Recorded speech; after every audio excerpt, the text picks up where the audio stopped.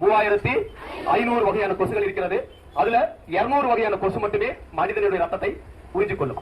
1897 ஆண்டு இங்கிலாந்து இருக்கக்கூடிய ஒரு மருத்துவர், அவர் ரெனால்ட் ராஸ் அப்படின்னு சொல்லக்கூடிய ஒரு மருத்துவர், அவர்தான் முதலாக பெண் கொசு ரத்தத்தின் மனிதனின் ரத்தத்தை உறிஞ்சுகிறது, அதனால் மலேரியா பரவுகிறது என்று கண்டறிந்தார். அதற்காக அவருக்கு நோபல் பரிசு வழங்கப்பட்டது. அதுல 3 வகையான கொசு ரொம்ப மோசம்.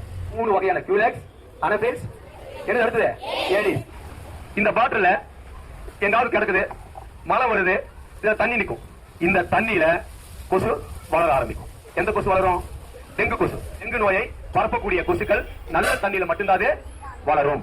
தேங்காய் தொட்டிலையும் அந்த மாதிரி தண்ணி தேங்கி நிற்கும். உங்களுடைய வீடு இருக்கு இல்லையா, வீட்டுல தொட்டி இருக்கும். அந்த தொட்டியில தண்ணி பிடிச்சிட்டு மூடி வைக்காம விட்டுட்டீங்கன்னா என்ன ஆகும்? கொசு அந்த தண்ணியில முட்டை விட்டு புழுவா மாறி மறுபடியும் கொசுவா வந்துடும். அந்த கொசு தான் நமக்கு வியாதிகளை ஏற்படுத்தும்.